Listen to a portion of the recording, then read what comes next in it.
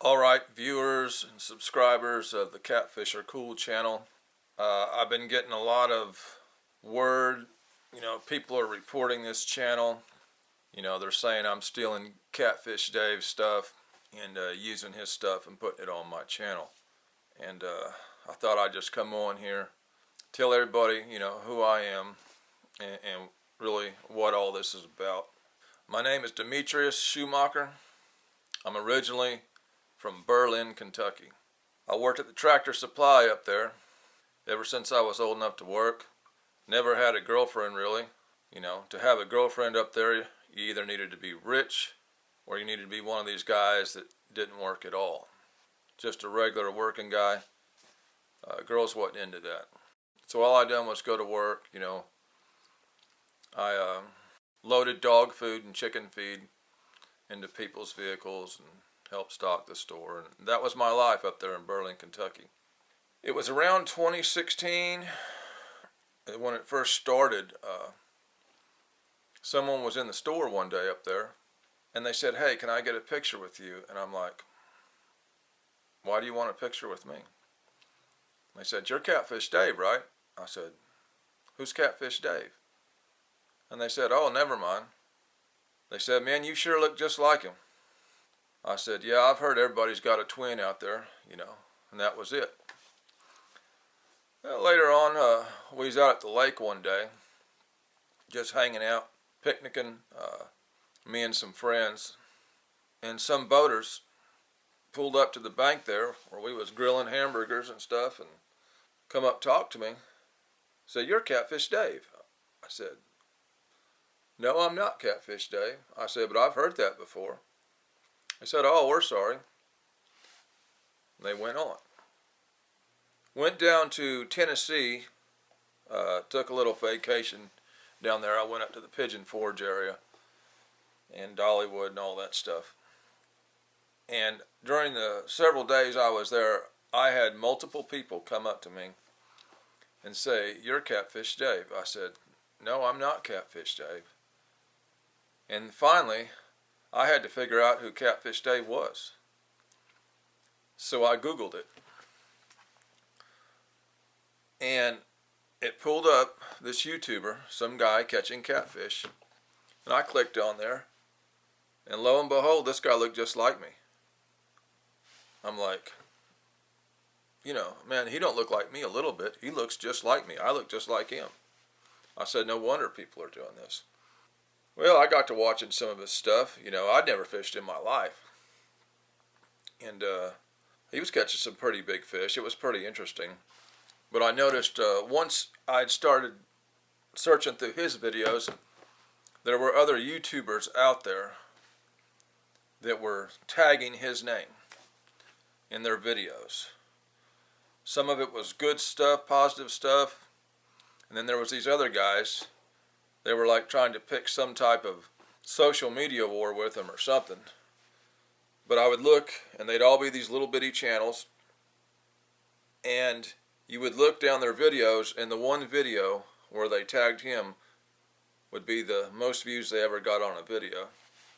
I said, I got to figuring out people were tagging him, using his name to attract more views to their channel.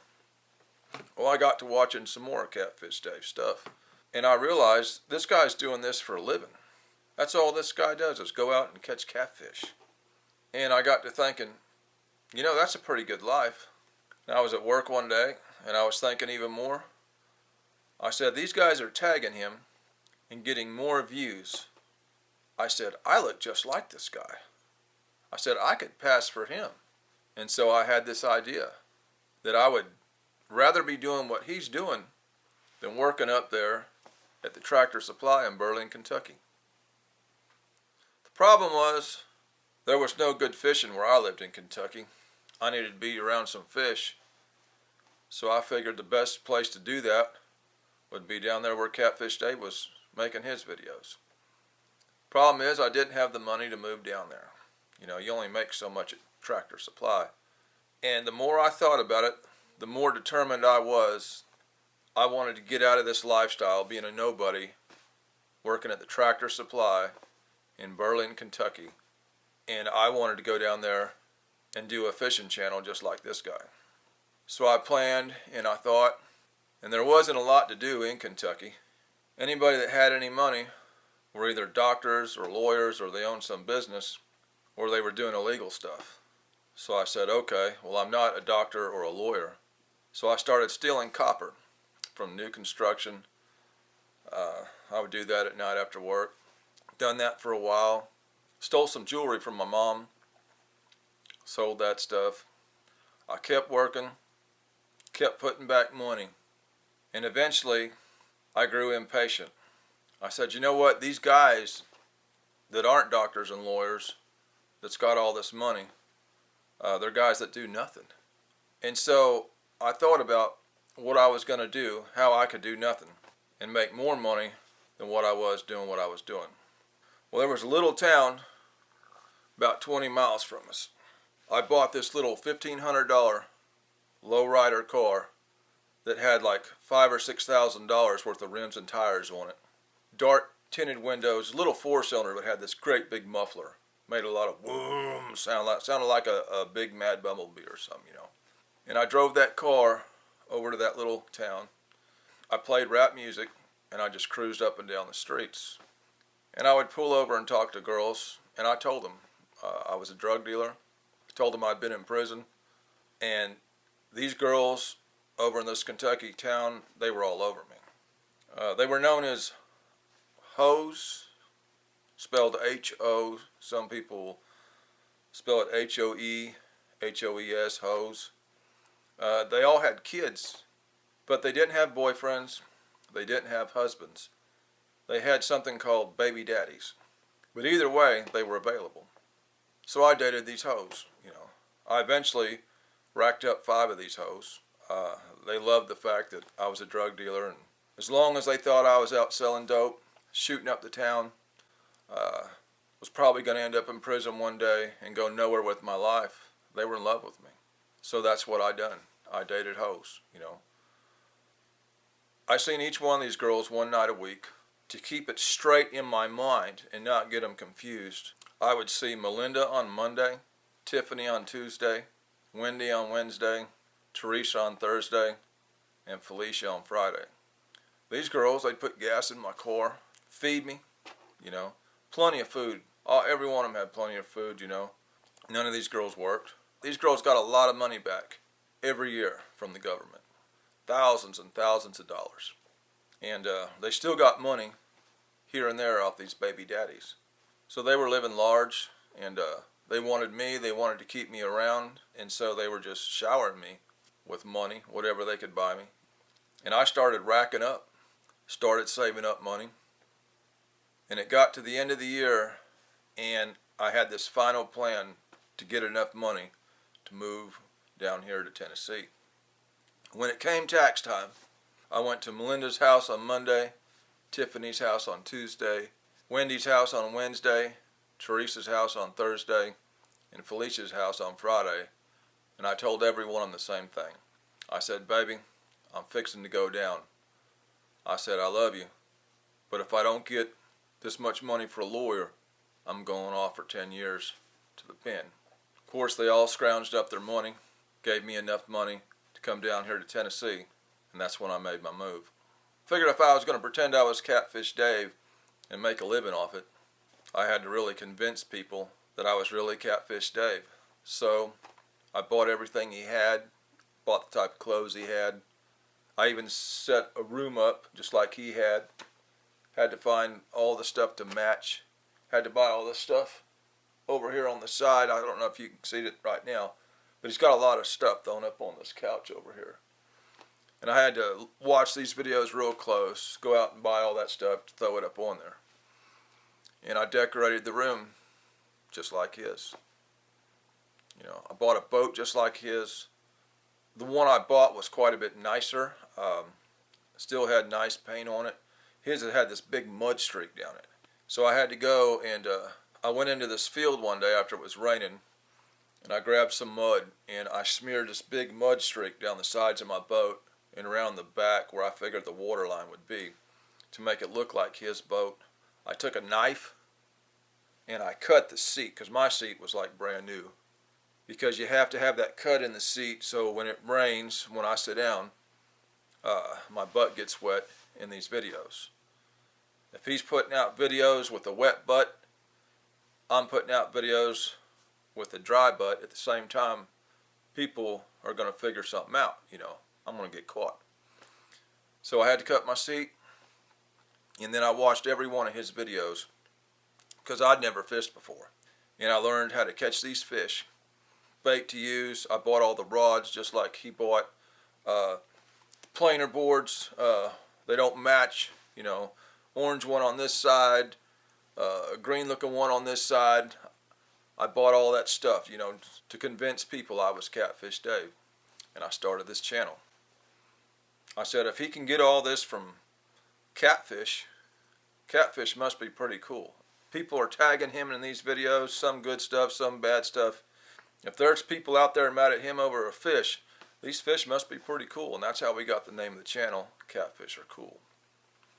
Now the only thing I had to do at this point was start coming up with my own content. So I'd never caught a fish before, and so I figured I would watch his videos since I live down here now, and I would just fish where he fished. That's what I done. Took the boat out first time being in a boat actually, and I went to this spot about the area I seen him put out his last video.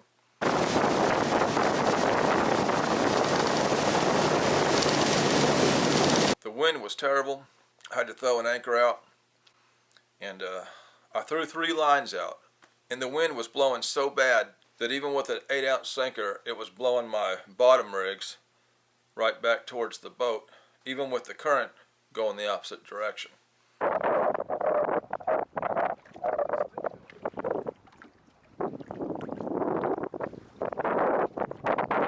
So I finally took the one on the right because the line was blowing slack and getting tangled up with that suspended rod. I finally just reeled it up, and I stood out there, and about that time I seen this left rod.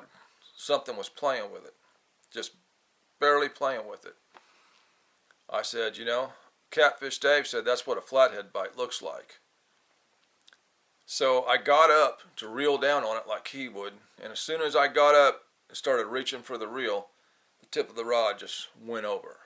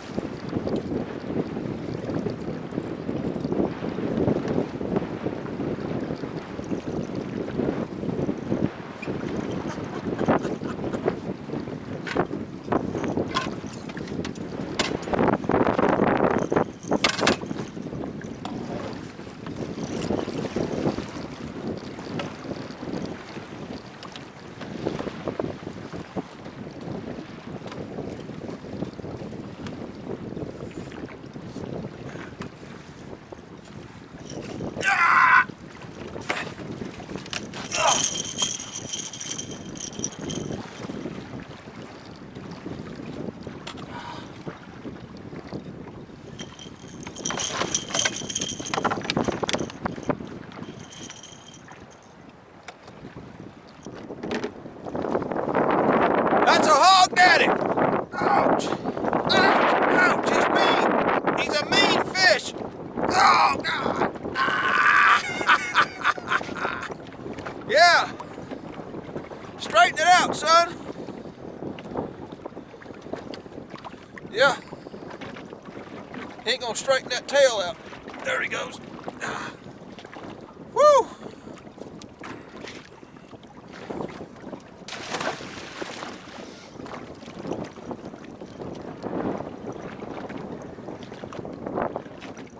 There were no blue cats biting at this time. He was catching them right out there, but I wasn't getting any type of blue cats. So I said, well, you know, he always said, if you're not getting them deep, go shallow. So I grabbed some dragging rods and I went up there towards the bank and started dragging shallow. Sure enough, I hooked up with a blue catfish.